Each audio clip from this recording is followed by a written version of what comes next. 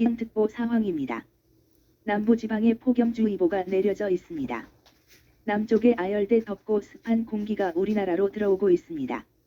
물은 많이 마시고 시원한 쉼터에서 잠시 쉬면서 폭염을 이겨나갑시다.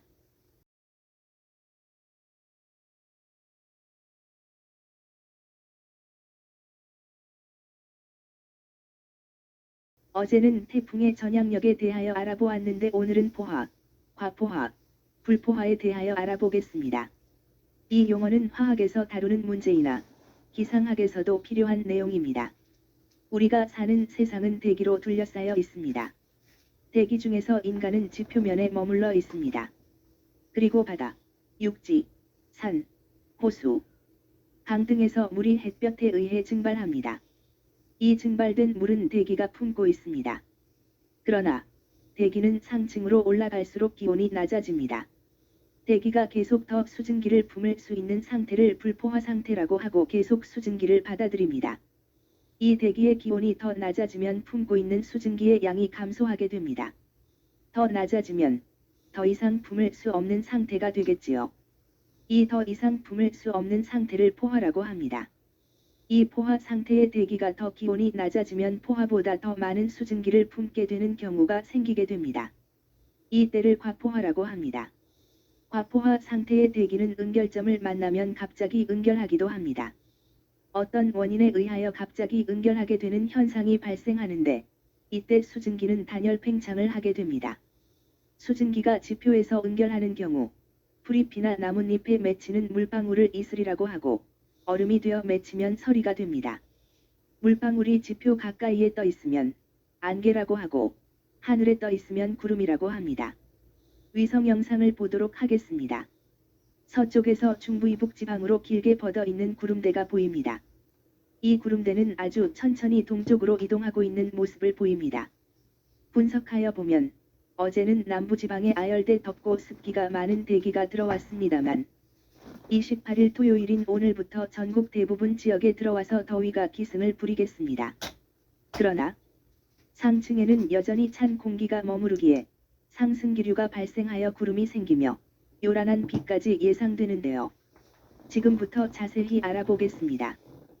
현재 동아시아의 기압계를 보시면 우리나라 남쪽에 덥고 습한 성질을 가진 아열대 고기압이 자리하고 있습니다. 이 고기압이 가장자리를 따라 덥고 습한 공기가 우리나라를 향해 차차 북상하고 있습니다.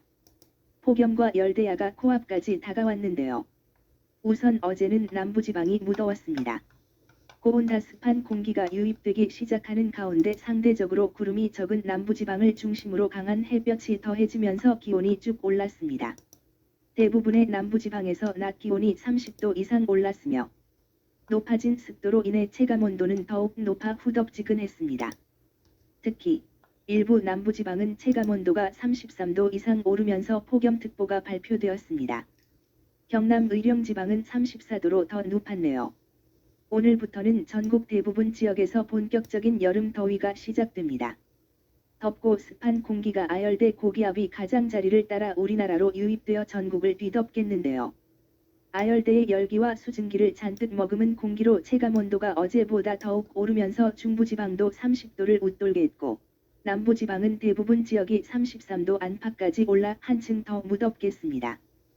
또한 높은 습도와 구름으로 인해 해가 진 뒤에도 기온이 잘 내려가지 않을 것으로 보입니다.